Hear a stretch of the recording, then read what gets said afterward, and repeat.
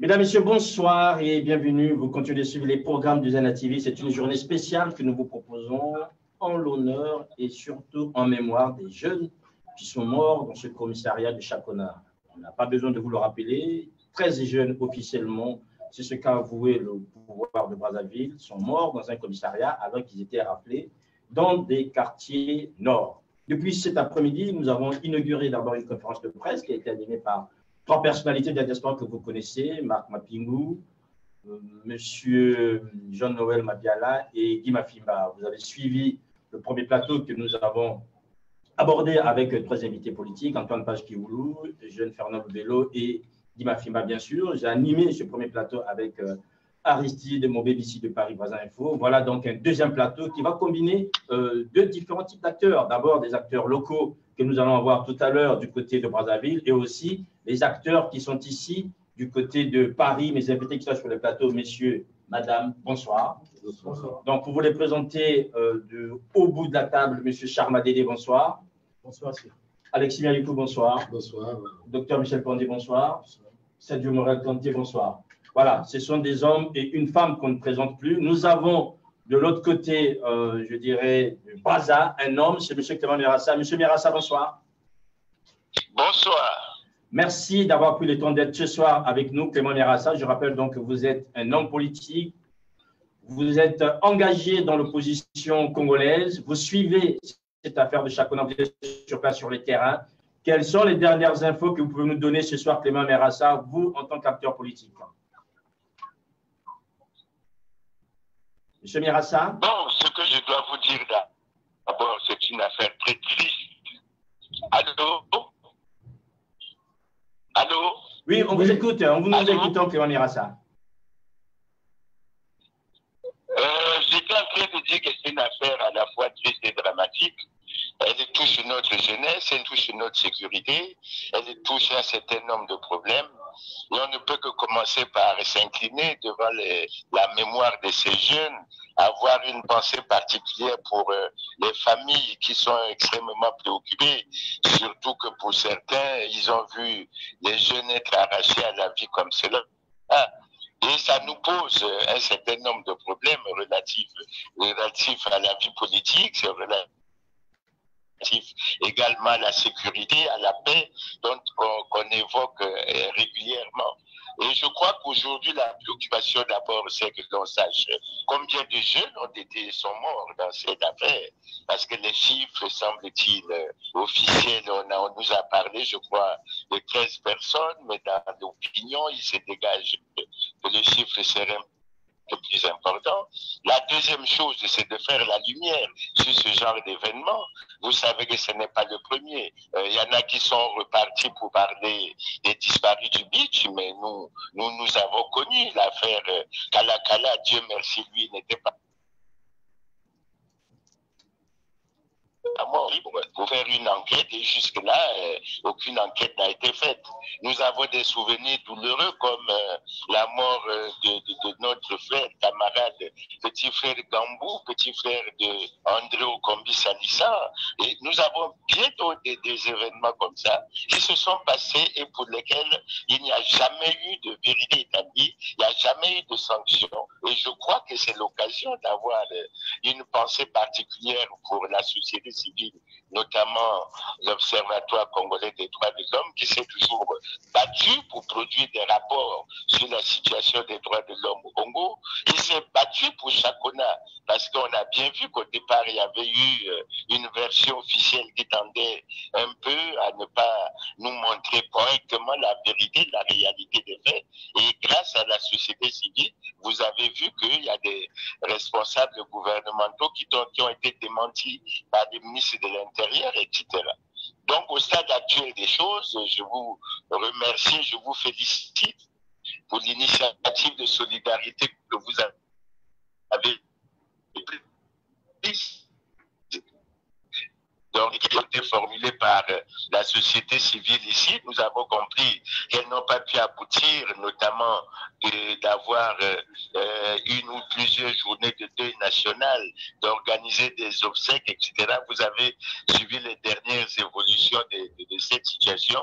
Il semble que les parents ont été reçus par le ministre de l'Intérieur et qu'ils ont convenu que chaque famille fasse de façon isolée ses obsèques, etc., alors qu'on aurait souhaité que ce soit dans une ambiance de solidarité, etc.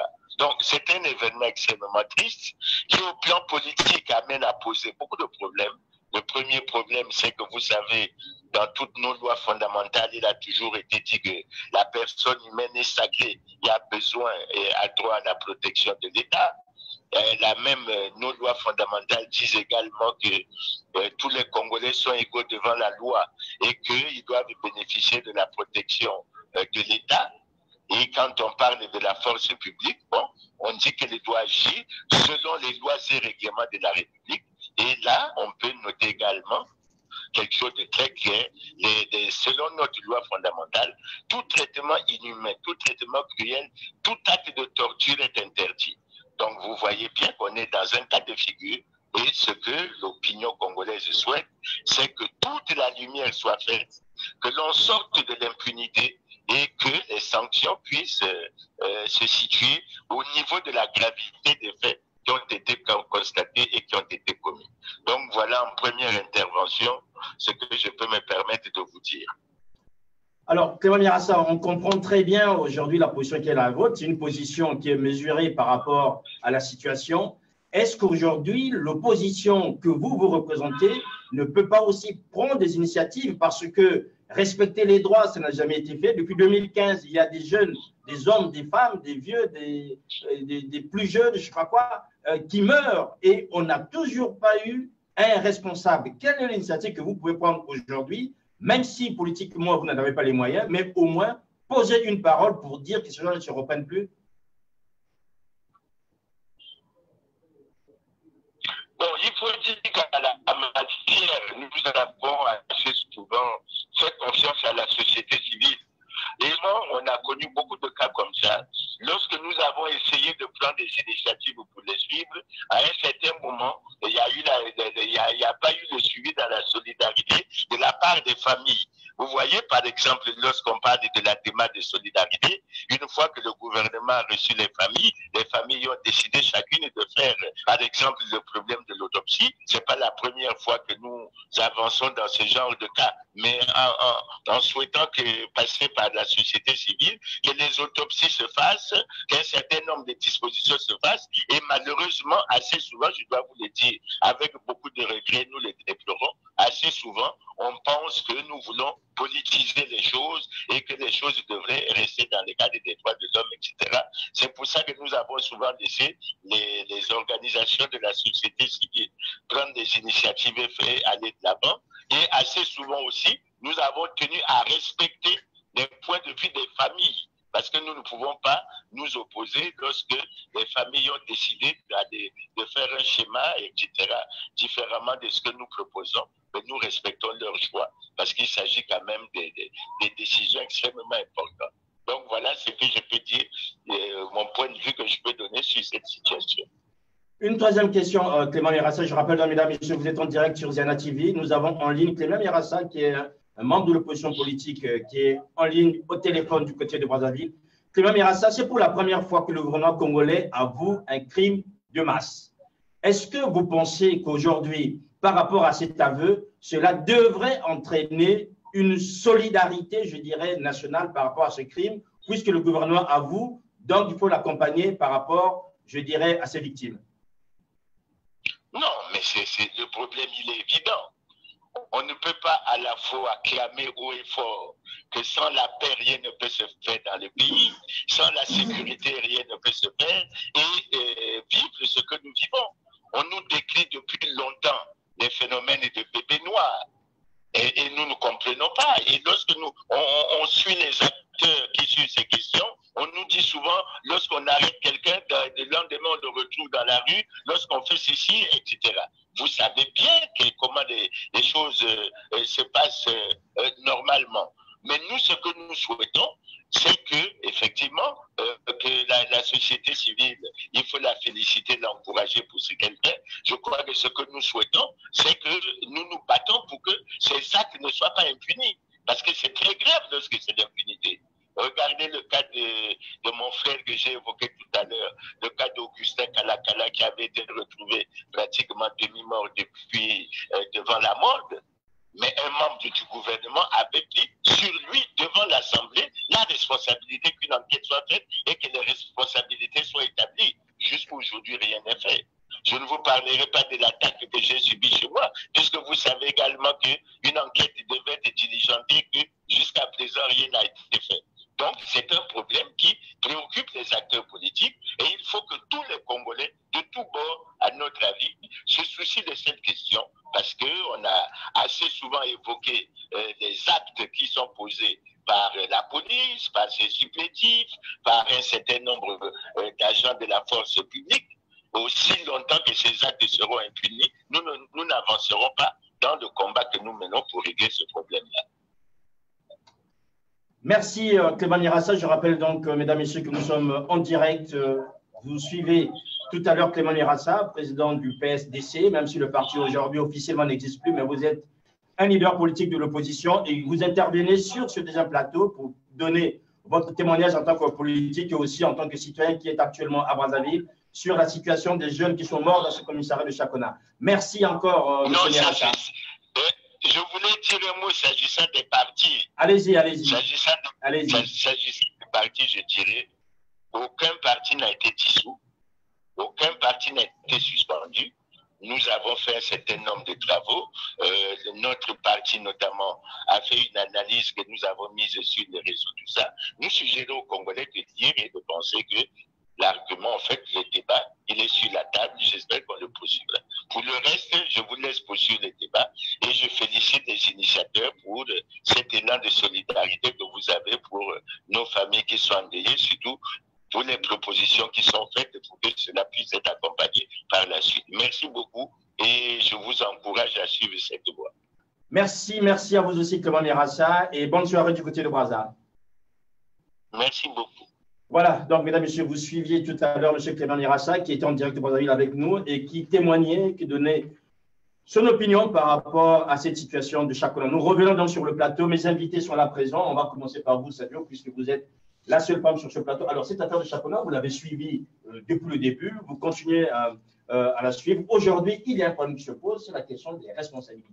C'est vrai qu'au Congo, dès qu'il y a un problème, c'est Sassou qui est coupable, il assume tout, il a bien assumé et il continue à assumer. Or, cette affaire de Chakona, il y a quand même des hommes qui ont eu des responsabilités plus pratiques sur le terrain, mais dont on ne voit pas aujourd'hui l'ombre d'une quelconque interpellation, quelle qu'elle soit.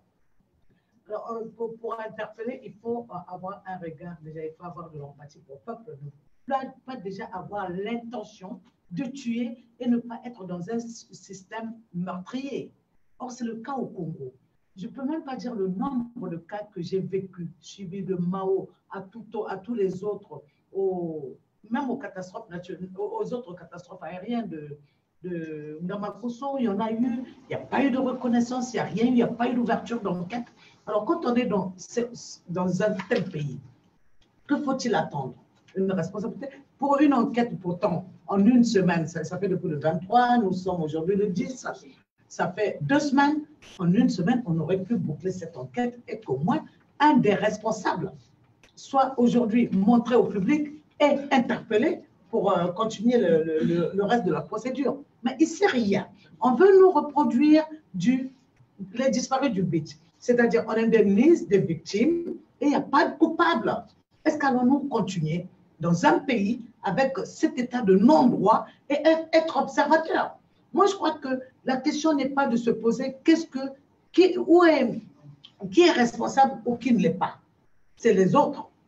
Ceux qui observent sans rien dire sont encore plus coupables, à mon avis, que ce gouvernement-là, on le sait, est mortifère. Je crois qu'à un moment, il faut qu'il y ait cet élan de solidarité qui dépasse nos êtres. Si nous n'arrivons pas à faire du sacrifice suprême, à donner de nos vies pour que soit sauver des vies, ça ne sert pas qu'on se batte ou que même nous soyons des êtres humains, se disant compatissants de quelques situations mortifères ou meurtrières. Ce régime, on le connaît. Moi, ce n'est pas question de radicalisme, c'est question que je suis une femme donneuse et entreteneuse de vie. Je me souviens qu'en 1232, il y a une charte créée en Afrique par la confrérie des chasseurs, faite dans une petite localité entre le Mali et la Guinée qui s'appelle Kouroukafuga en 1232, je vous dis, donc au XIIIe siècle, qui est la première charte qui tient compte des droits de l'homme. On a dit dedans que toute vie vaut une vie, qu'aucune vie n'est supérieure à une autre et que quiconque ôte une vie est sanctionné. Si au 7e siècle, donc bientôt 8 siècles, si à 7 siècles, bientôt 8, il y a eu des hommes et des femmes qui réfléchissaient déjà comme ça, ce n'est pas aujourd'hui, avec tous les outils que nous avons, que nous devrions laisser des gens et accepter, assister. Et je me sens plus coupable que les coupables de ce crime de chapeau.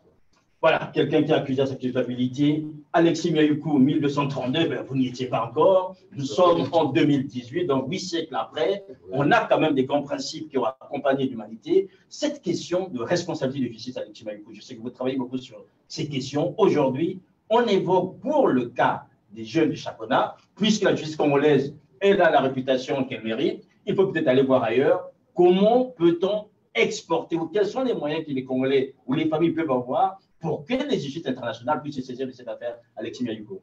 Exactement, tout à fait. On sait qu'il n'y aura pas justice au Congo, puisque c'est un pays qui n'a pas de justice. Justice équitable, qui ne respecte aucune règle, même les règles les plus basiques. Hein. Alors là, on est en pleine violation complètement des dispositions, toutes les dispositions de la Déclaration universelle des droits de l'homme. On est vraiment en pleine violation et le phénomène qui caractérise depuis le Congo, c'est le phénomène des disparitions forcées. Là, on réunit les conditions de disparition forcée, c'est-à-dire que lorsque quelqu'un trouve la mort sans qu'elle l'ait cherché, je veux dire, trouve la mort dans des conditions qui ont été occasionnées par d'autres, ce sont des disparitions forcées. J'aurais même tendance à dire, parce que ici, l'intitulé, on dit violation policière, des violences policières, j'aurais même tendance à dire qu'il s'agit vraiment de la problématique du terrorisme d'État. Parce que ce qui se déroule au Congo, c'est vraiment un phénomène lié au terrorisme d'État. En ce moment-là, ça disqualifie de fait l'autorité congolaise qui ne peut pas se faire harakiri, ils ne sont pas malades, ils ne peuvent pas mener des enquêtes, même au niveau de l'échelle de responsabilité, parce qu'il y a la chaîne de commandement. Ils ne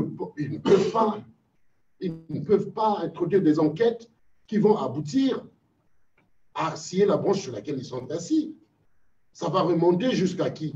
Jusqu'aux gens les plus protégés du système, ceux qui tiennent le système. Parce qu'il s'agit là de voir le directeur général de la police nationale qui est fortement concerné automatiquement. Donc, sous d'autres cieux, il aurait été suspendu tout de suite.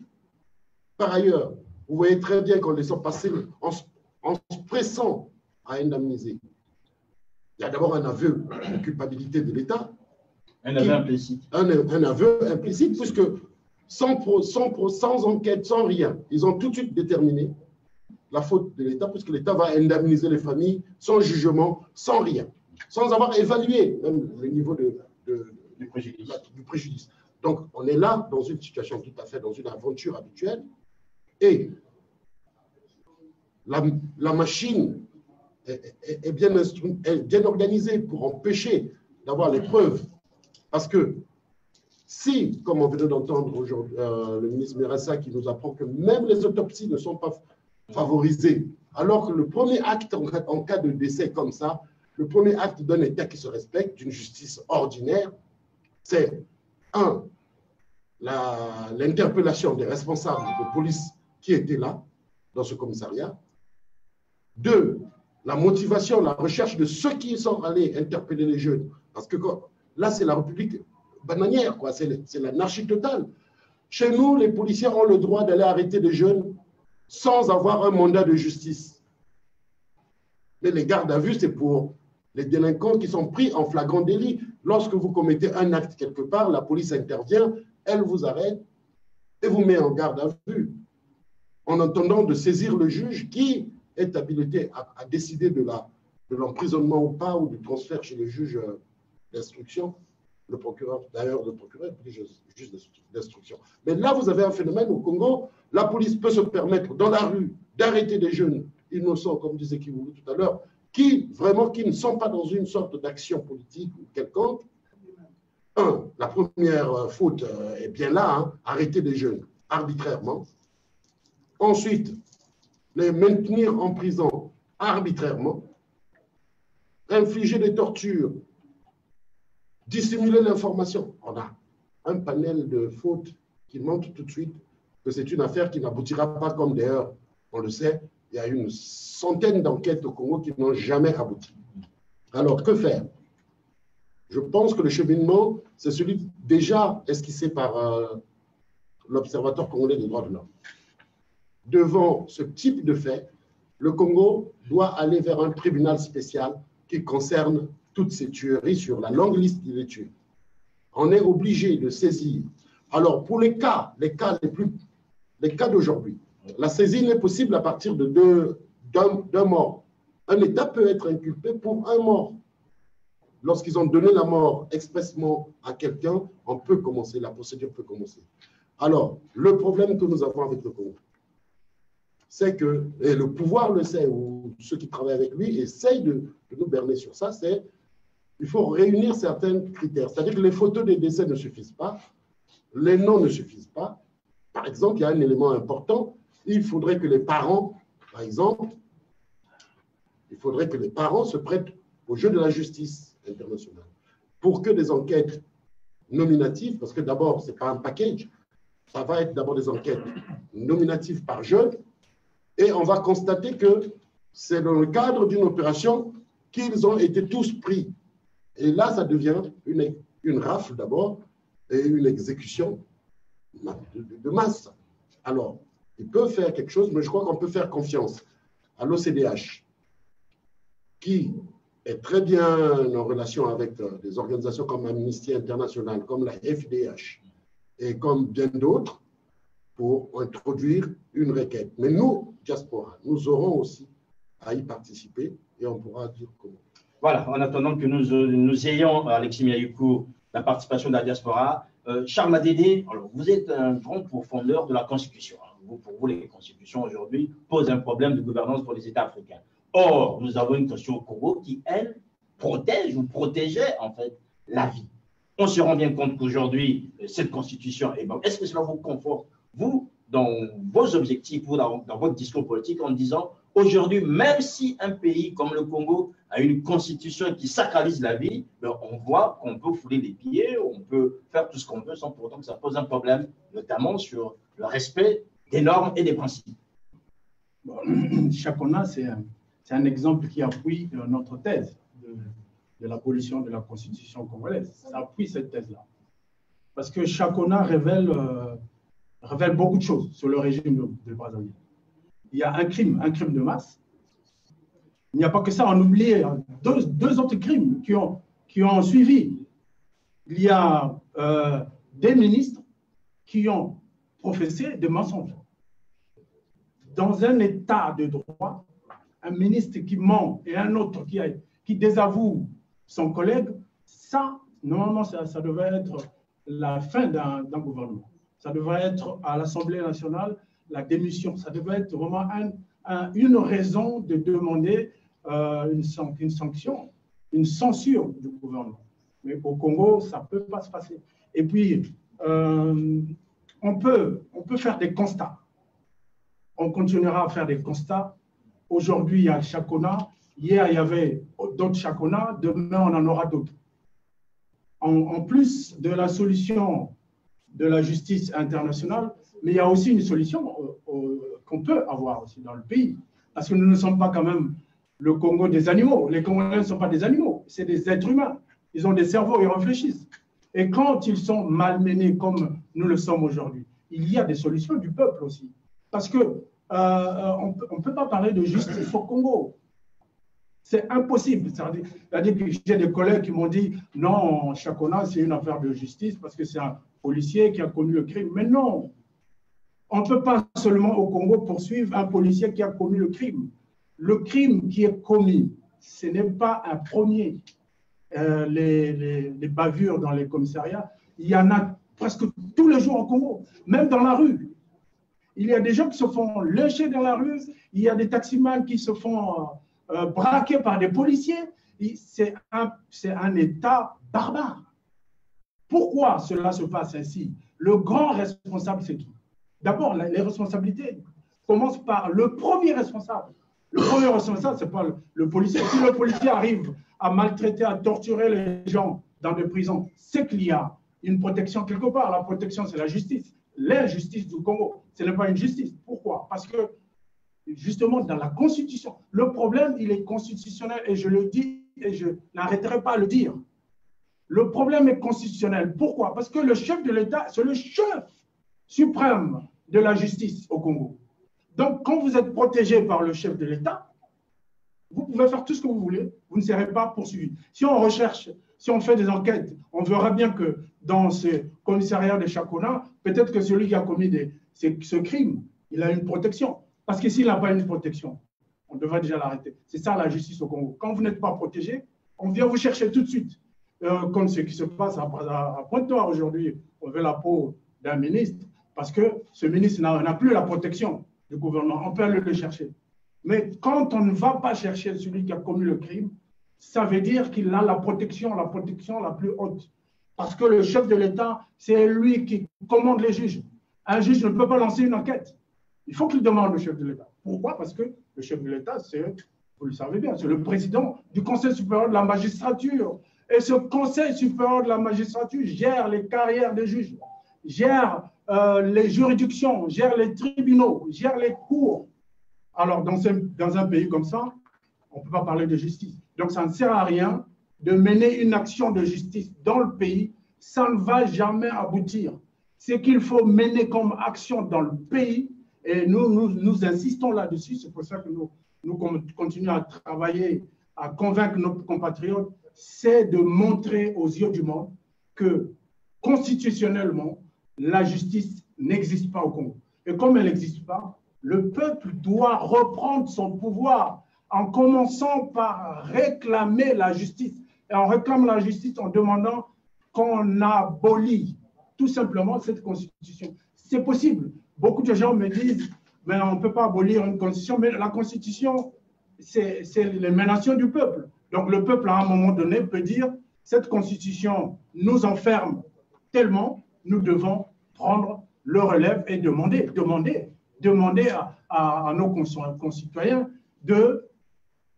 d'abolir la constitution. Ça peut se faire si un peuple se lève pour dire, nous avons trop de problèmes de justice, ne parlons même pas de problèmes de malversation financière, de corruption, ne rentrons même pas là-dedans. Tout est lié dans la Constitution. Si un peuple aujourd'hui prend conscience et dit que nos problèmes se résument dans ce tissu de mensonges, ce texte qui a été imposé par le régime de Brazzaville, si le problème il est là, un peuple peut se lever et dire nous devons abolir la Constitution et nous asseoir, ce qu'on appelle des conventions collectives, nous asseoir pour en établir un vrai texte qui protège tout le monde. C'est ça, en fait, c'est les règles de jeu.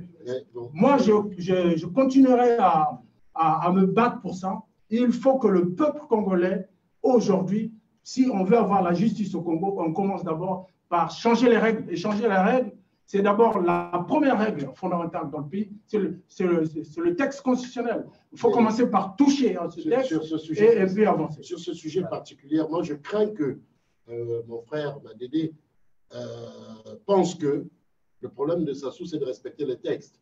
Et que le problème, je crains qu'une constitution même écrite avec les meilleures propositions, est-ce que Sassou, quand on lit les constitutions fabriquées de Sassou, il parle là des droits de l'homme, il reprend les règles de liberté, il ne les respecte pas. Il s'agit de changer les hommes au Congo. Il s'agit de changer l'homme. Sassou ne respectera aucun texte. Quand on pense à l'article 96 de cette même constitution, où la vie est sacralisée d'une part, et d'autre part, on donne l'impunité à un auteur futur. Donc, abolition de la Constitution, alors. D'un auteur futur du crime. Oui. D'accord. Alors, on va quelqu'un qui est resté silencieux. Quand on sait que dans un pays, on ne peut pas, je dirais, manifester, mais... Sinon, il y a à dire, même. Michel Onongo-Pandi, vous avez organisé, vous êtes aussi en profondeur de l'injustice, hein, on vous a accompagné plusieurs fois, que ce soit ici ou ailleurs en Europe, pour crier, je dirais, votre colère par rapport à la situation du Congo. Ce que je voulais juste comprendre, vous avez organisé la première manifestation en mémoire de ces jeunes, on a vu, c'était quand même assez symbolique, ces 17 croix étalées sur le parvis de Trocadéro, ces hommes et ces femmes organisant quasiment une veillée avec des chants, je dirais, funèbres ou religieux. On a bien compris. Déjà, qu'est-ce qui fait que vous vous levez un matin en vous disant ça, c'est une injustice et ce n'est pas normal. Moi, Michel Onongo-Pandi, je vais me lever et faire quelque chose et en choisissant un lien symbolique qui est le parvis de droits de l'homme. Merci, cher Sire. Je pense que moi, je ne savais pas qu'il y aura cet incident de Chakona que je découvre, comme d'ailleurs beaucoup de choses qui se passent au niveau du Congo. Mais en fait, le sens du combat, c'est respecter le respect inaliénable des droits fondamentaux de l'homme. En fait, pour moi, le cœur, c'est cela. Et les droits fondamentaux de l'homme que nous devons défendre, ben c'est vrai, là, il y a crime, comme on a dit, hein, des jeunes qui sont abattus froidement.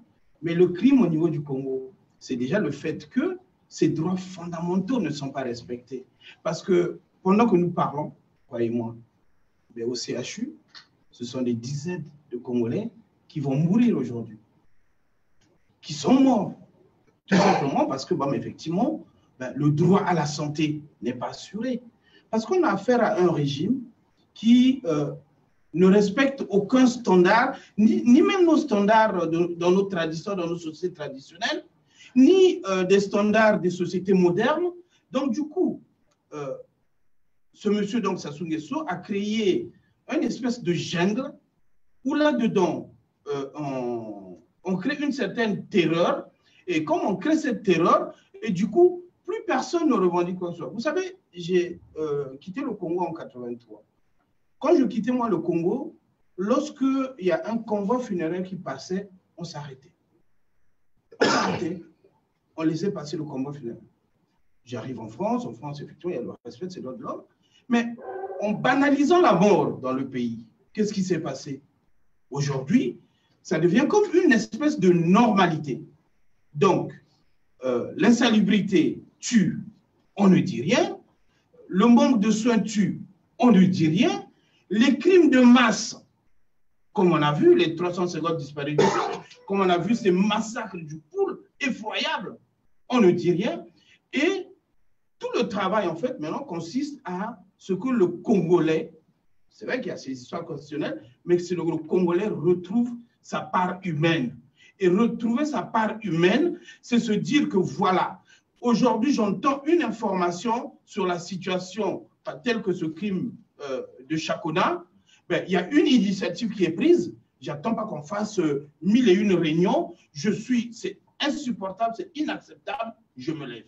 Donc, c'est cela qui fait que lorsque moi, je ne connais pas Mokoko, je ne connais pas Boukadia, mais qu'on l'arrête, que du fait de ses idées, qu'on le mette en prison, c'est-à-dire qu'on ne respecte pas sa dignité humaine, je me lève.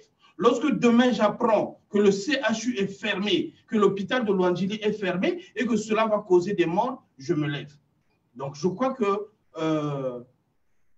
il n'y a pas autre chose qui me guide moi dans mon action que ce respect. Bon, j'ai aussi peut-être le fait que j'ai fait une formation où je dois me débattre tous les jours pour que les gens soient en bonne santé. C'est-à-dire que moi, je suis pharmacien, il m'arrive deux fois, il y a une vieille personne, il n'y a personne pour aller chercher ses médicaments, je vais le lui remettre parce que je me dis, s'il n'a pas son médicament, peut-être que cette personne-là va mourir.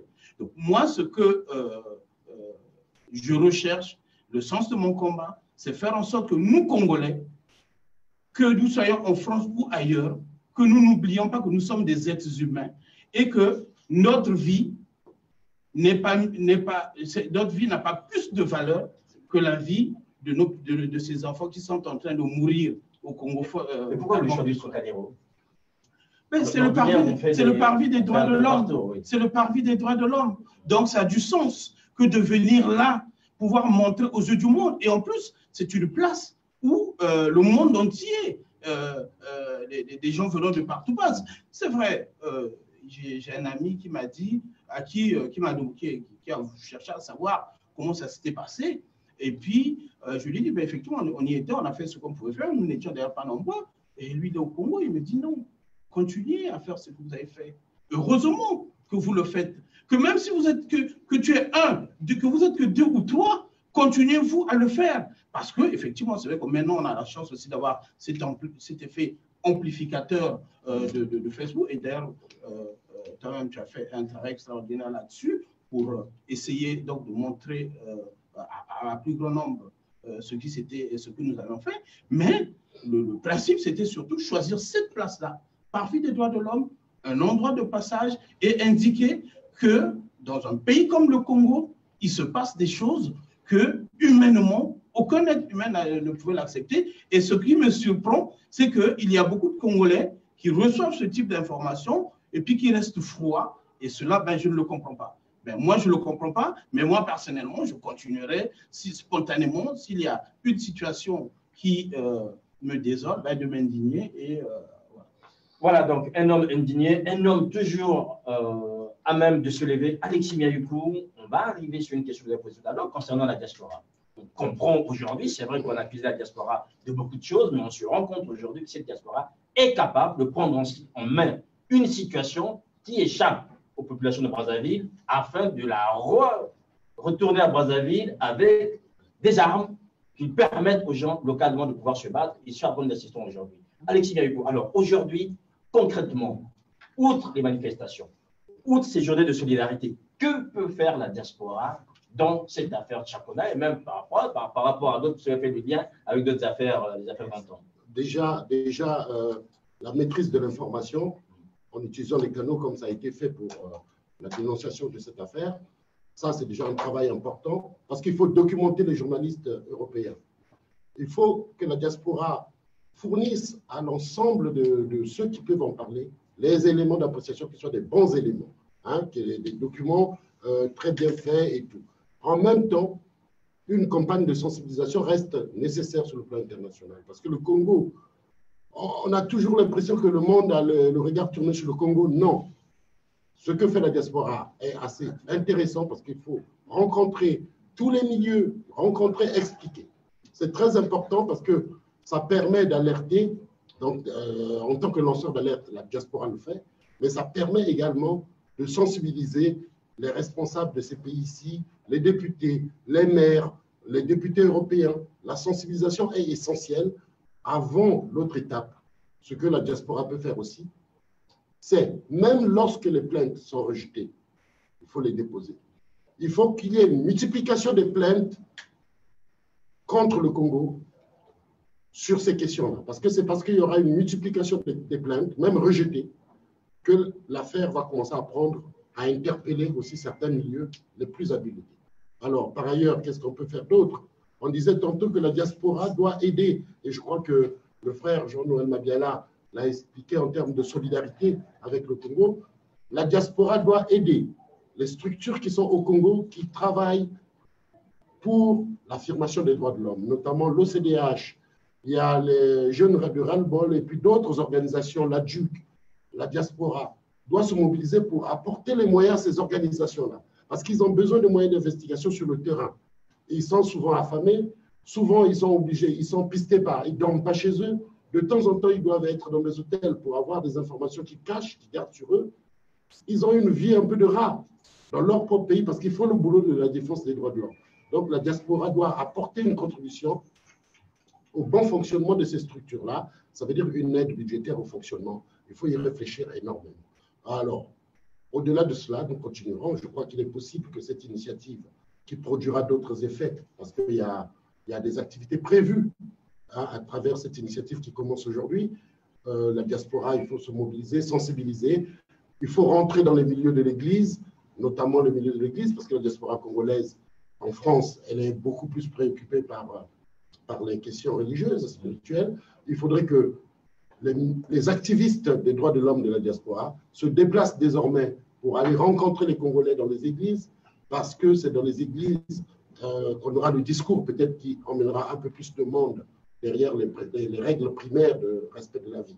Voilà peut-être ce que je peux dire sur ce que peut faire la diaspora. Voilà, Alex Macongo, on doit vous libérer puisque... Merci beaucoup, j'avais sollicité. Merci, voilà. Merci d'avoir été là. On va vous libérer rapidement. Merci encore à tous et bonne continuation. Puisque votre place est bien chaude, elle servira à Marc Mapingou qui va nous rejoindre. Merci.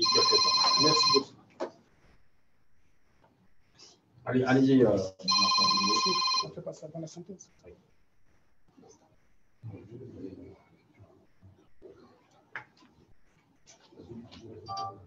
Bien avant de reprendre notre plateau, donc nous recevons Marc Mapingou. Alors, on va d'abord écouter un autre acteur, puisque pour ouvrir ce plateau, nous avons eu Clément Mirassa de Brazzaville. Nous allons donc écouter Joe Washington Ebina, qui est le président de la Fondation Ebina, qui est aujourd'hui aux côtés des familles des victimes et qui travaille beaucoup au nom de la société civile congolaise. Donc, on va écouter Joe Ebina, qui nous a donc envoyé un message audio afin de donner son avis par rapport à la situation qui prévaut actuellement au Congo, et surtout dans le cadre de cette affaire dite de Chakona.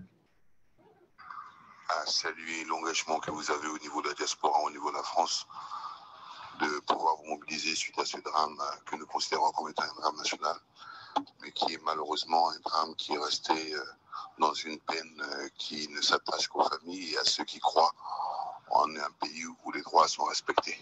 Et cela est un scandale. Il n'y a pas eu, au niveau des autorités, si l'on veut, une réaction très vive, comme des sanctions ou comme une action au niveau de la justice qui devrait manifester leur désarroi. Et donc cela montre encore une fois que le droit et cela montre encore une fois que la vie humaine a perdu tout son sens au Congo-Brazzaville. Je tenais à le dire.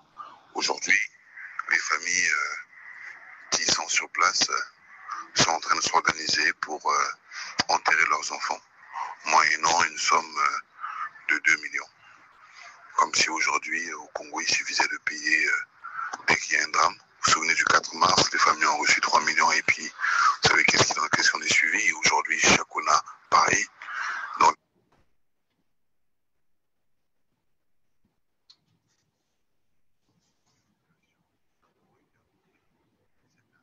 Voilà, ben écoutez, on vient d'écouter Joe Ebina, problème de réseau. Le message, pardon, est coupé, il n'est pas à la fin, mais enfin, on est arrivé quasiment à la fin du message. Alors, ce que je voulais dire, Marc Mapingou, bonsoir. Bonsoir. Merci d'être là. C'est vous qui allez faire la synthèse tout à l'heure. En attendant, avant qu'on vous donne la parole, vous avez entendu, messieurs, on parlait aujourd'hui des diasporas mobilisées, c'était une bonne chose. Charles Madédé, vous militez en fait pour cette cohésion au sein de la diaspora. On sent aujourd'hui des initiatives individuelles, mais qui prennent une portée plus large, une portée, je dirais, communautaire ou diasporique, si vous permettez l'expression. On se rend bien compte que finalement, est-ce qu'il faut de telles épreuves pour que la diaspora grandisse et qu'elle arrive comme ça, en fait, à se rendre compte que finalement, dispersée, on ne peut pas aller loin. Même s'il y a des hommes qui peuvent s'élever individuellement, mais il faut que d'autres derrière qui suivent, tel qu'on a vu témoigner tout à l'heure le docteur Michel Onongo-Pandi, ou encore cette initiative qui a été prise par d'autres acteurs réunis qui au départ ne se connaissaient pas. Vous-même, vous ne connaissez pas Jean-Noël Mabiala et pourtant vous êtes là aujourd'hui.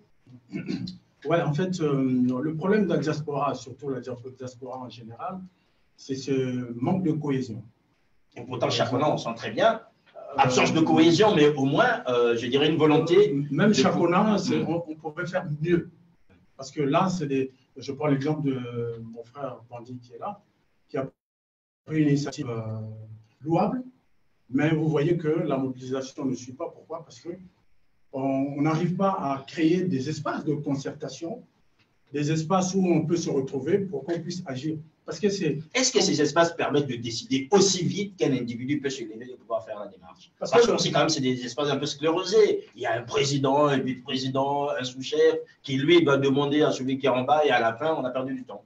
Là, aujourd'hui, on a mis en place depuis le 17 juin un espace où tout le monde était présent. C'est un espace intéressant puisqu'il n'y a pas de président, puisque les Congolais sont allergiques au mot président. Donc, il n'y a pas de président, il n'y a pas de coordonnateur, mais on est responsable, on se retrouve pour mener des actions ensemble, pour que notre résistance soit effective. Donc, Michel Pandi, par exemple, il est au courant. Je t'invite de venir. J'invite mon grand frère Marc Papingue de venir. Mafimba était avec nous à la première réunion. Il y avait beaucoup de gens. Le doyen qui est là, le vélo était là aussi. Donc, il faut venir dans cet espace-là. C'est ensemble qu'on est plus fort. Mais quand on est éparpillé, il n'y a pas de force. Donc, je lance cet appel à tous ceux qui nous suivent de venir dans cet espace. Il n'y a pas de président. On est tous responsables. Il y a des pôles de compétences dans lesquels on peut s'inscrire. Bon, voilà, c'est un espace. C'est dans ce sens-là qu'on sera plus efficace. Docteur Pandi, très souvent, on est tous dans l'émotion. Hein. Comme disait quelqu'un, l'émotion est nègre, la raison est hélène. Aujourd'hui, nous sommes tous ici nègres, on est tous dans l'émotion. Est-ce qu'il fallait-il attendre ça? Est-ce qu'il fallait-il attendre ce drame de Chakona pour se rendre compte finalement que quelqu'un peut prendre l'initiative? Il faut qu'on y aille tous en attendant d'avoir quelque chose qui permette à tout le monde de pouvoir se concerter bien avant. La réalité, c'est qu'il y a eu la guerre du poule qui a duré près de 2 ans. Je pense qu'on pouvait s'attendre à ce que les Congolais aient eu le temps là, de se retrouver et d'engager des actions. Malheureusement, même lorsque les initiatives ont été prises, les gens ne se mobilisaient pas pour autant. Donc, je pense que la question fondamentale, c'est vraiment la question du Congolais. Hein, vraiment une réelle prise de conscience du Congolais, qu'ils comprennent, et c'est ce qu'on a dit depuis le début de ce débat, que ce qui est arrivé à Chakona peut arriver à chacun de nous, peut arriver à un de nos proches. Et que, comme je dis encore, que voyons en ces enfants, en ces jeunes, un de nos neveux, un de nos fils, ou un de nos... Il faudrait que nous comprenions que la situation du Congo appelle à ce que nous puissions nous lever, en fait. Parce qu'effectivement, au niveau du Congo aujourd'hui, par exemple, avec la terreur que le pouvoir sème, les gens ne peuvent pas se lever. Mais vous vous rendez compte que ici, en France, nous sommes au moins 100 000 Congolais et nous savons combien ça nous coûte, la situation du pays, puisque de toute façon, pour certains, nous ne pouvons même pas avoir des projets en France. Nombreux Congolais ne peuvent pas avoir des projets développer des vrais projets en France. Pourquoi? Parce qu'ils doivent s'occuper au moins d'une vingtaine de personnes au Congo.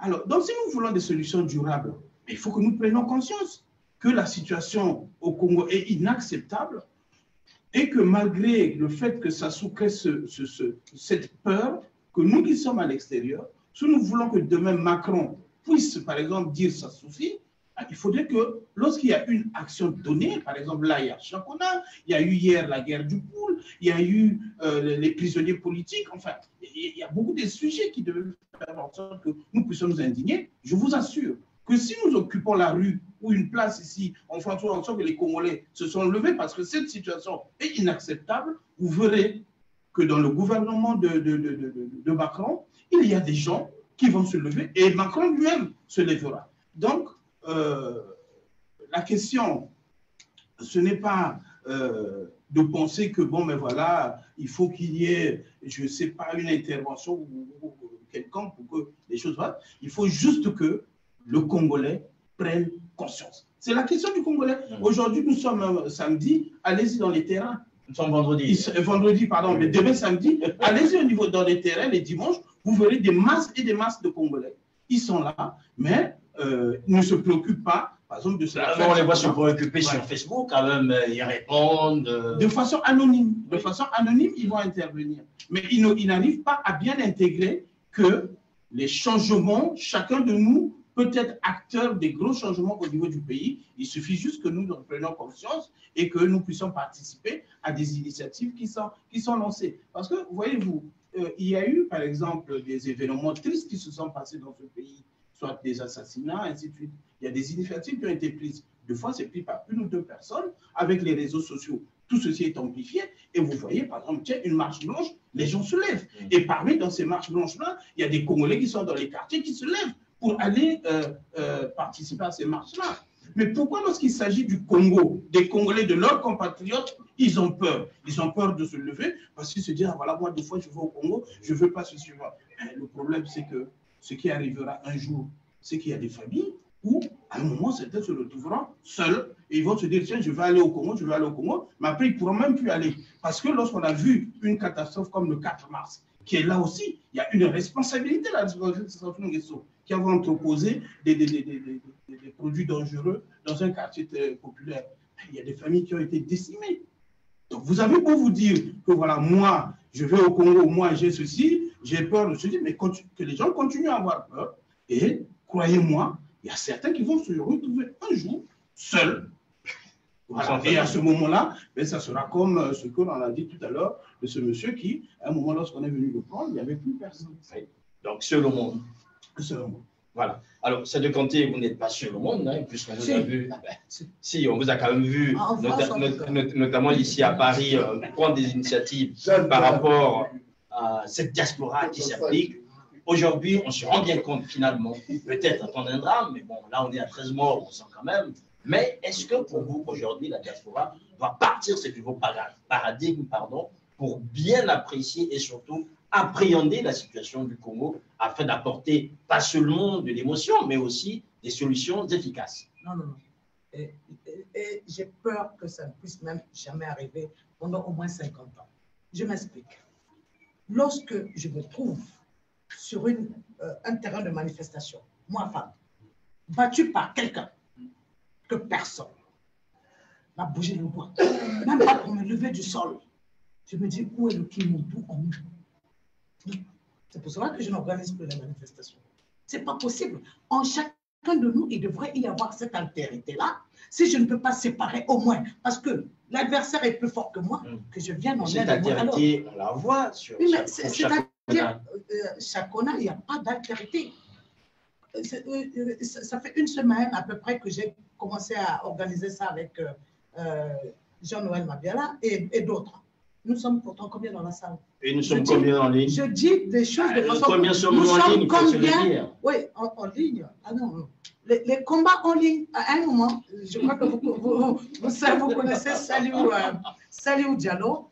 Un jour, tous les deux, on a organisé une manifestation à Châtelet. Il a vu les partages à l'annonce. Il dit, ah, ça fait 52 partages. S'il pouvait y avoir 52 personnes sur le terrain. J'ai dit, il n'y aura même pas 15 personnes sur le terrain. Il n'y a pas eu plus de 15 personnes sur le terrain. Non, la solidarité facebookienne, elle est là. Mais est-ce qu'elle fait vivre si nous devions parler en termes de solidarité et en termes de ce qu'il y a de valeur ou d'anti-valeur en nous, je crois que les anti-valeurs remportent en nous les Congolais. Regardez l'autre mourir, périr et malheureusement fait partie du Congolais. Moi, je connais très peu de gens qui peuvent se lever spontanément, comme j'ai eu à le faire, comme d'autres ont eu à le faire. On est très peu qui peuvent avoir ce cœur-là, se dire, il y a ça, il faut agir maintenant, tout de suite, sans compter, sans demander quoi que ce soit. Il n'y en a pas.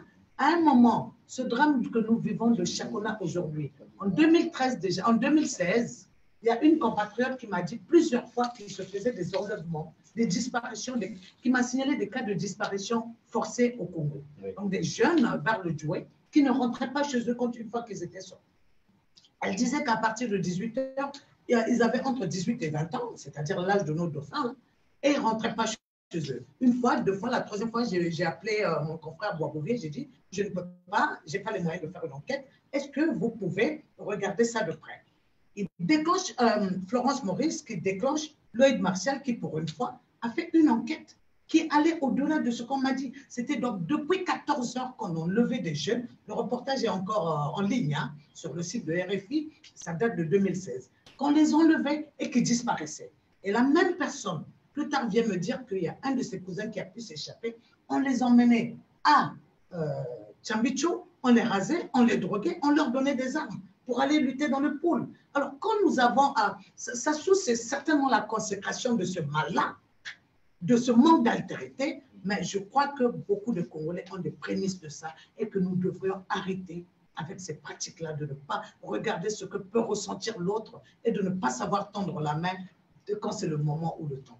Voilà, on devrait être plus de Congolais que ça. Oui. La diaspora, c'est des milliers de personnes, ce n'est pas quelques dizaines de personnes. Donc l'empathie est nécessaire. Je vais bien vous remercier, messieurs et dames, puisqu'on va rapidement recevoir d'autres personnalités qui prendront la parole rapidement. Merci encore, Sadio, docteur Michel Ndongo Pandi et Charma Dédé. Makwapingo, vous restez, puisque c'est vous qui aurez la responsabilité, puisque vous êtes responsable, de pouvoir, je dirais, faire la synthèse. Alors, je vais juste appeler rapidement Siayos, Blaise Itembo et Sanelis. Vous pouvez venir, s'il vous plaît. Voilà, donc on va déjà accueillir Saneli.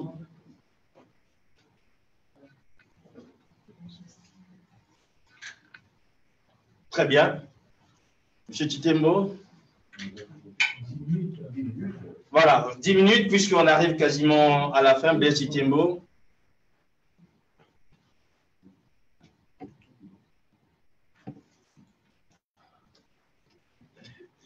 Merci, mesdames, messieurs, vous êtes donc en direct sur Ziana TV. Nous sommes ici dans le cadre d'une journée consacrée aux jeunes de Chakona. C'est une journée spéciale, solidarité avec ces jeunes, recherche des vérités, vous l'avez entendu tout à l'heure, et surtout en recherche de responsabilité. Blaise Itembo, bonsoir. Bonsoir. Siayos Living, bonsoir. Bonsoir. Saneli Tamatamba, bonsoir. Merci une fois de plus d'avoir pris le temps d'être là ce soir avec nous. Ce drame de Chakona, vous le vivez, vous l'avez entendu, chacun dans les mouvements politiques ou associatifs respectifs qui sont les vôtres déjà. Comment est-ce que vous l'entendez aujourd'hui, notamment dans cette notion de responsabilité? Puisqu'aujourd'hui, il faut que la justice passe. Or, personne ne fait confiance en la justice congolaise. On va commencer par vous, Samuel Tamada. On fait comment finalement? Puisqu'on ne peut pas aller soi-même, je dirais, appliquer la loi du talion, il faut que la justice passe. On fait comment quand la justice elle-même ne fonctionne pas? Écoutez, la justice au Congo-Brazzaville est totalement absente. Nous savons très bien que le Congo est gouverné par des imposteurs. Le Congo est gouverné par des imposteurs. Nous avons un régime sanguinaire et une dictature féroce. Donc aujourd'hui, on ne peut rien faire. Enfin, les Congolais doivent, vous l'avez dit, monsieur Fondi l'a également si bien dit, les Congolais doivent aujourd'hui se rassembler et lutter contre ce régime. Parce que c'est notre amour du Congo, finalement, qui fera que le Congo change. Parce que les Congolais doivent absolument s'aimer aussi. Parce que ma sœur, Sadio, en a parlé également, les Congolais ne s'aiment pas.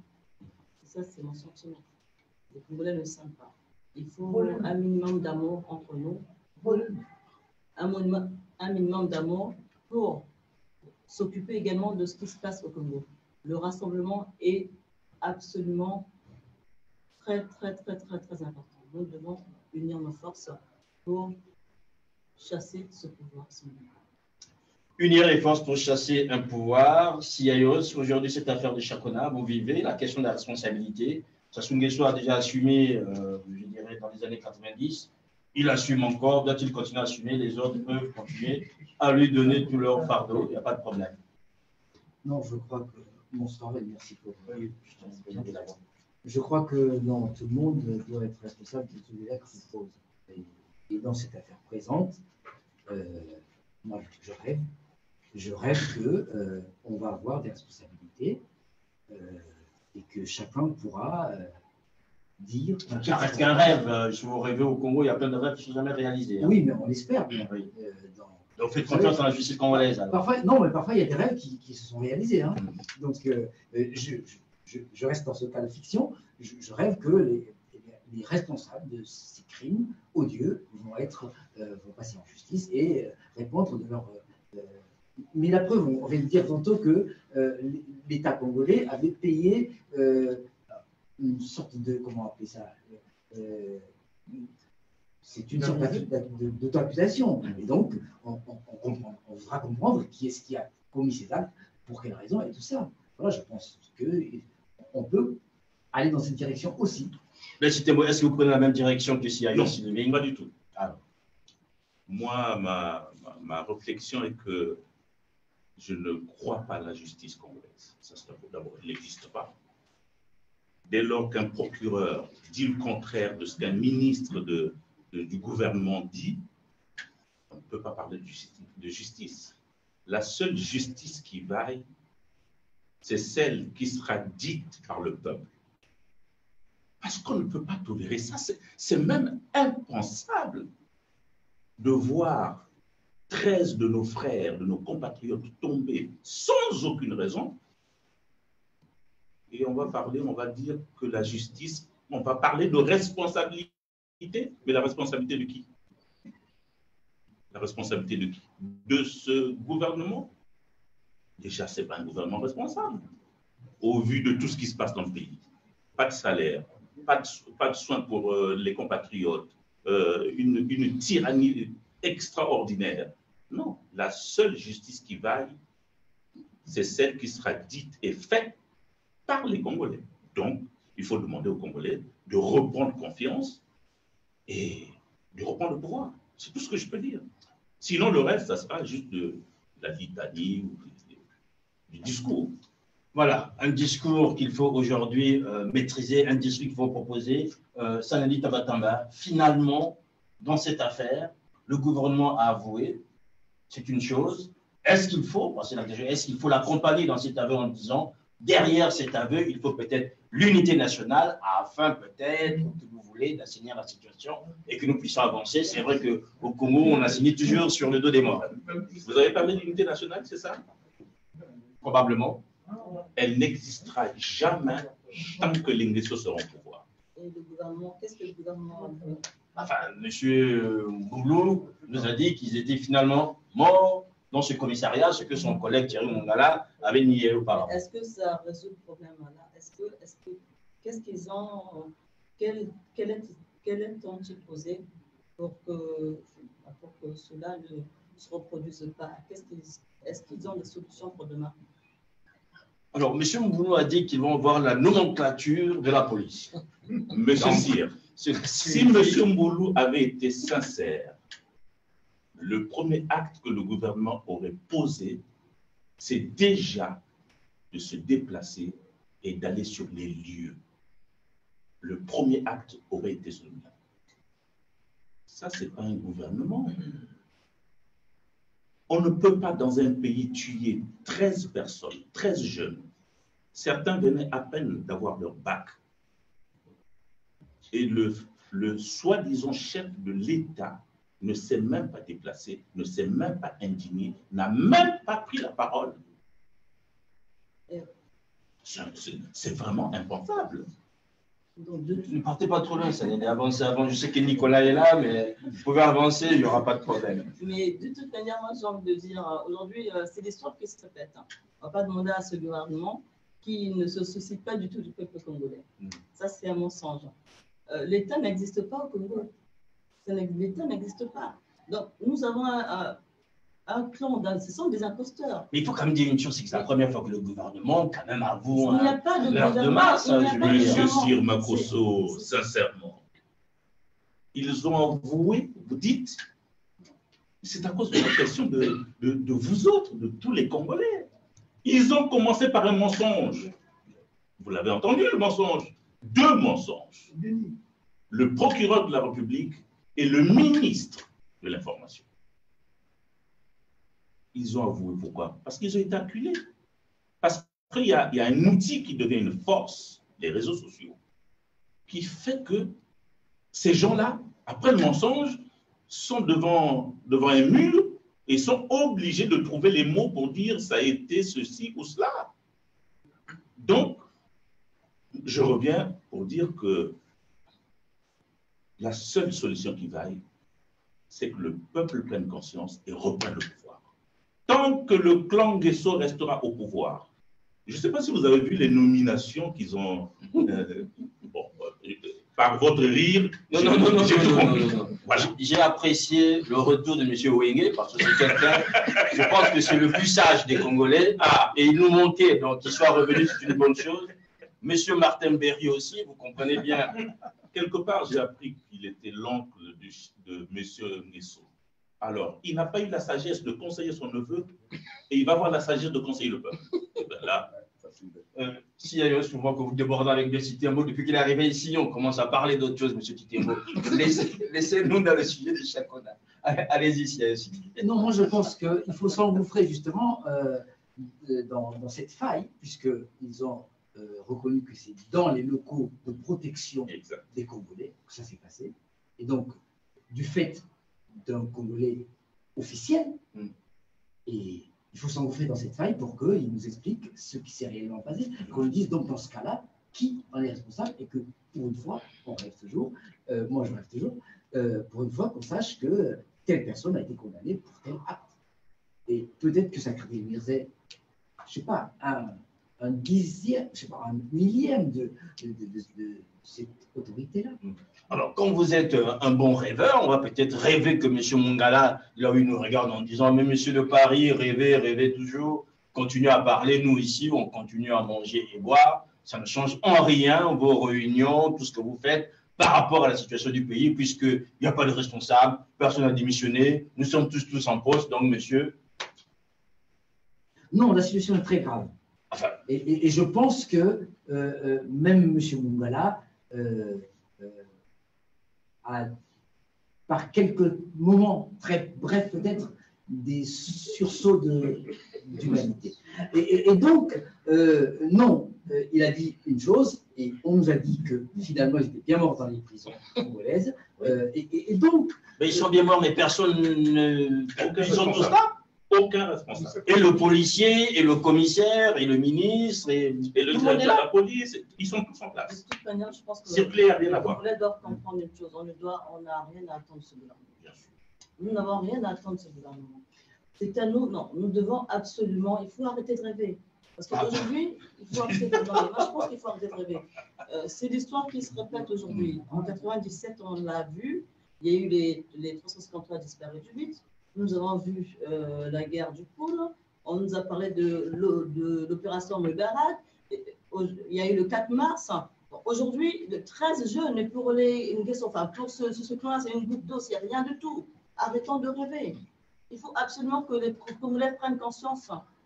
Qu'est-ce que nous attendons? Nous n'attendons pas qu'eux ouvrent une brèche pour que nous, non. C'est à nous de forcer, c'est à nous de faire en sorte que c'est des choses, que ça change au Congo. Il faut absolument que nous décidons que les Congolais se lèvent et affirment, mais alors totalement et mais réellement leur ras-le-bol.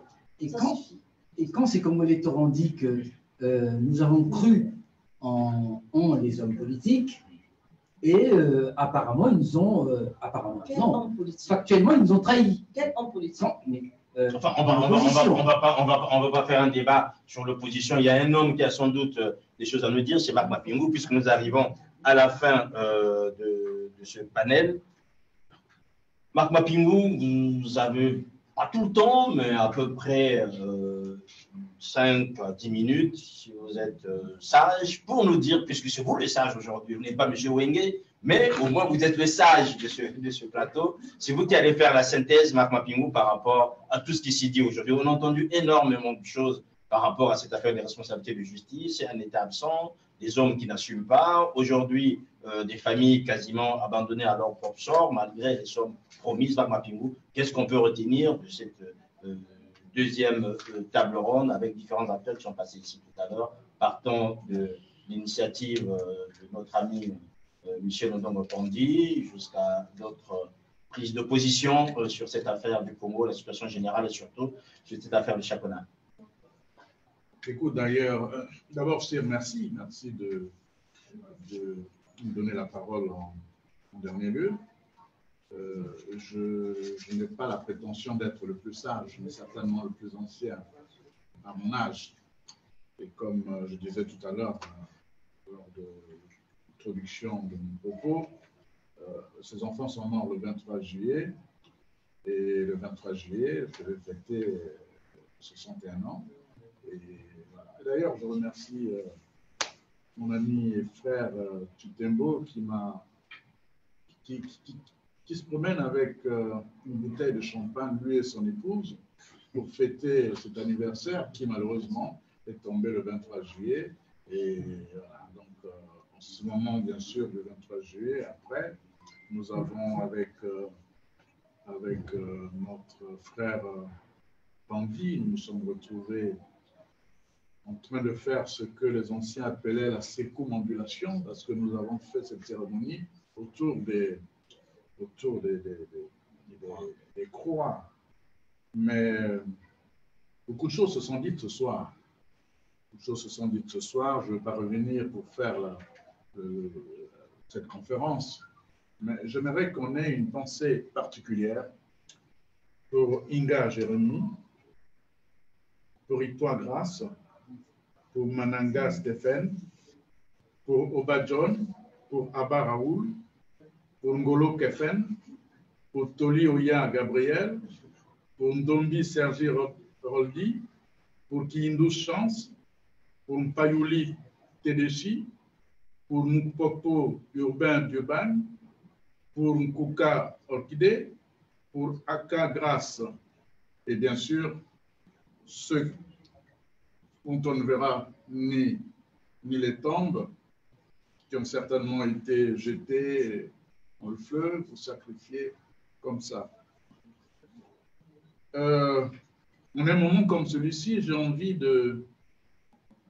d'imaginer dans quelles conditions ils sont morts. Imaginez aussi leurs derniers mots.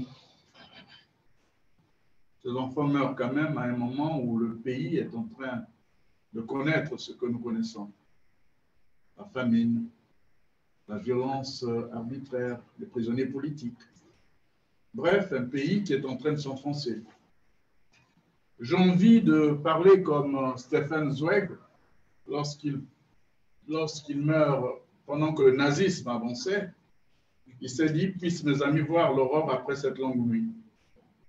J'imagine que ces enfants, dans ce moment fort, tragique, ils ont dû se dire, nous allons partir, mais espérons qu'après nous, ceux qui viendront ne puissent pas vivre ce que nous vivons. Alors, ce soir, bien sûr, nous avons entendu beaucoup des orateurs, tout a été bien dit, tout a été vraiment formidable. Il y a eu une question pratiquement fondamentale. Pourquoi peu de gens dans les réunions? Pourquoi peu d'enthousiasme? Mais j'ai cru comprendre et cru avoir une petite réponse. En paraphrasant un peu la doctrine chrétienne, on disait, je crois que c'est Jésus qui parle quand il dit, lorsque 2 ou 3 sont réunis en mon nom, je suis là. J'ai envie de dire, lorsque 2 ou 3 sont réunis au nom du Congo, je crois que le Congo est là. Et c'était la chose la plus importante de dire ce soir, que nous menons un combat difficile. Un combat mais vraiment très, très difficile. Beaucoup meurent, beaucoup sont persécutés. Ici et là, on a appris les persécutions. Mais lorsqu'on réfléchit, on se dit ce combat mérite d'être mené.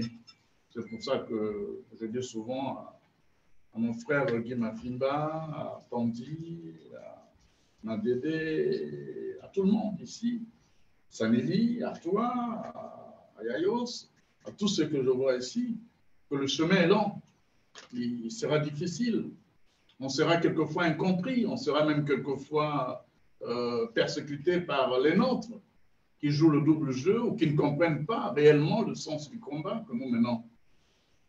Mais je veux conclure tout simplement en remerciant l'organisateur, qui n'est rien d'autre que notre frère Jean-Noël Mabiala, qui a parlé de solidarité. Je crois que le grand mot ce soir, c'est la solidarité. Vérité, bien sûr, nous allons nous battre, nous allons continuer à nous battre pour la recherche de la vérité. Mais vérité sur le pays, ce qu'est devenu ce pays, pourquoi ce pays a été pillé, pourquoi les gens sont restés impunis, pourquoi il y a eu des morts, pourquoi depuis 1977, un chef d'État a été tué, et jusque-là, on ne sait pas réellement ce qui s'est passé. Donc, cette vérité qui est profonde, qui est historique, nous devons la chercher, nous devons la trouver. Cette vérité que nous devons, mais effectivement, trouver là, maintenant, parce que nous avons des frères, nous avons des jeunes qui sont tués, qui sont assassinés. Et ça, il y a un homme qui est au centre de tout cela. C'est un système qui est au centre de tout cela. Et cet homme, c'est Sassou Nguesso. Et ce système, ce sont les services de renseignement de sécurité d'Okemba, comme l'a dit tout à l'heure mon frère Guy Mafimba. Ce sont des tortionnaires, ce sont des gens qui ne respectent pas la vie. Ils ne savent pas qu'est-ce que c'est que la vie. Voilà pourquoi nous qui nous battons, nous devons faire l'effort de nous protéger, de faire attention. Imaginez-vous, un pauvre con, excusez-moi, mais je suis en colère, quelqu'un qui brute, qui viendrait avec un revolver tirer sur toi, toi qui donnes tant au pays, qui a tant de choses à proposer, mais juste parce que ce type s'est drogué, il a une arme, il vient te bousiller. Voilà ce qu'est devenu le pays. Alors, je m'incline et nous nous inclinons et nous allons combattre l'injustice. Et il n'y a rien à faire. Au Congo, il n'y a pas de justice, nous le savons. Tout le monde l'a dit ici. Ce que nous devons faire, c'est poursuivre ces gens-là jusqu'à ce que la vérité triomphe et jusqu'à ce qu'ils payent. Parce qu'ils doivent payer. On ne doit pas éternellement continuer à pardonner, à tolérer depuis les années 70. C'est les mêmes personnes. C'est la même classe politique qui se partage les prébendes. Ils sont dans les commissions dites commissions de dialogue. Ils sont dans... Et c'est les mêmes qui reviennent. Ils ont quel talent? Donc voilà, moi je pense que je conclus en disant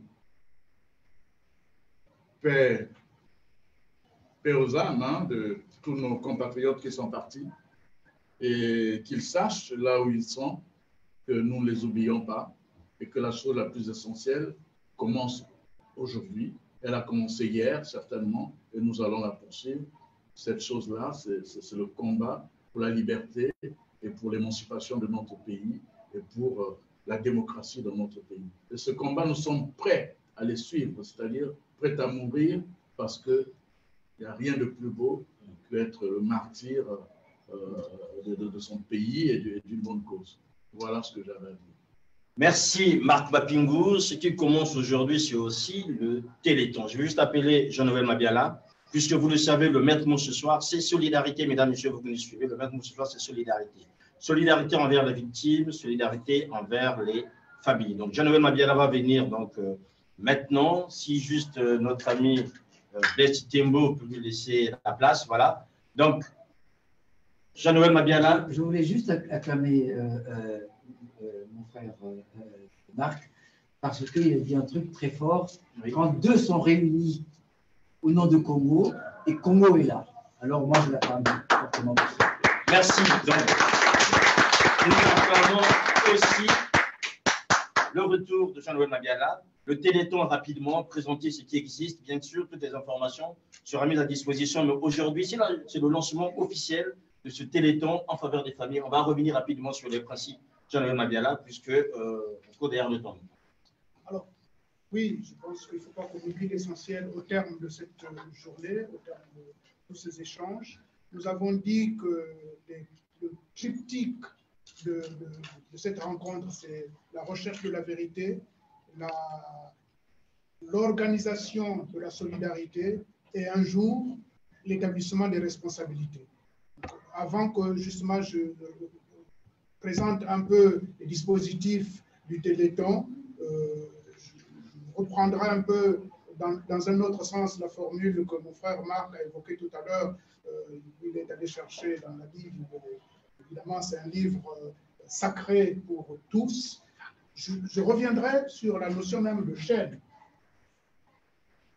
La solidarité que nous organisons, c'est simplement le besoin d'organiser cette chaîne qui nous unit, aussi bien avec nos ancêtres, avec les enfants, les frères, les cadets qu'on vient de perdre, mais aussi avec l'avenir.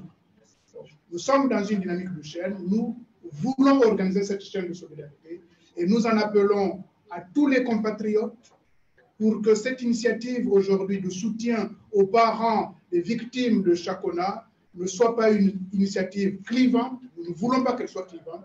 C'est une initiative de soutien simplement, d'indignation, mais aussi de soutien. concrètement, comment ça va se présenter, comment ça va s'organiser? Dans quelques jours, je pense d'ici le 15, par les réseaux sociaux, par Ziana TV, par Brazza Info, Brazza Paris Info, par Brazza News, tous les Congo Liberty, tous les réseaux que nous avons mobilisés, nous allons publier les liens Internet des applications par lesquelles chaque Congolais pourra faire un geste. Nous vous garantissons et on prend cet engagement devant vous qui êtes en ligne, devant tous les compatriotes que nous avons mobilisés ce jour à Lyon, en France, plutôt à Paris, puisque nous allons nous regarder pour voir comment cette initiative va s'organiser. Et le but, il est simple, que chacun donne quelque chose. Nous ne faisons pas de spéculation ni sur ce que ça va donner. Si on obtient 100 €, si on obtient 150 €, si on obtient 1000 €, 1500 €, nous rendrons compte et nous verrons à ce moment-là quelle part, comment l'adresser, le faire parvenir aux parents des familles éprouvées. Et par la suite, l'action va continuer puisque nous devons engager des actions multiples, l'action judiciaire, l'action même de pression pour qu'il y ait enquête et compagnie. Voilà, les actions vont continuer et je remercie tout le monde. On l'a dit depuis le début, je ne voudrais pas ne pas le dire. Guy Mafimba a été modeste sur cette démarche-là, mais il est-il qu'il est la première personne avec qui on en a parlé et comme il a dit par hasard, il était à Lyon, on a très vite monté cette initiative ensemble. Donc, merci à tous ceux qui ont participé à cette journée d'aujourd'hui. Sir Makosso, Mobebisi et tous les médias qui nous ont aidés à l'organiser. Je pense que on va quand même observer peut-être, mais pas peut-être, sûrement une petite minute de silence en mémoire donc des frères, des cadets, des neveux qui ont été raflés, torturés et exécutés à Brazzaville. Ça nous permettra en quelque sorte de marquer notre deuil symbolique, puisque à Brazzaville, les parents n'ont pas pu obtenir d'organiser collectivement un deuil collectivement élevé. Voilà, à mon avis, la dernière initiative qu'on va avoir ce soir au sortir d'ici. Juste dire aussi aux hommes et aux femmes qui nous suivent que la diaspora, les hommes et les femmes qui sont présents resteront ici jusqu'à minuit pour partager quelque chose, non pas dans cette salle, mais en bas, au bar qui est ouvert jusqu'à minuit. Donc, ceux qui nous suivent, qui veulent passer, ils peuvent toujours passer. Nous sommes encore là pour échanger un verre. C'est ça justement la dernière action d'aujourd'hui, c'est la fameuse notion de nuit blanche. Donc, on se lève pour marquer la minute de silence.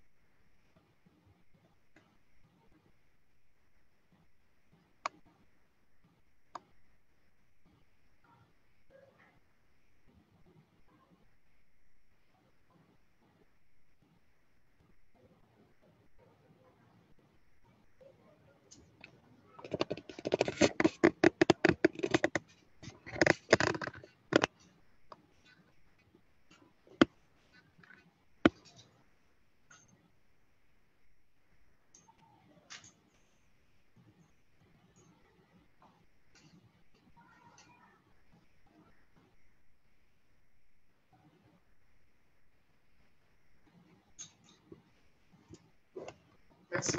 Merci à tous et on va partager le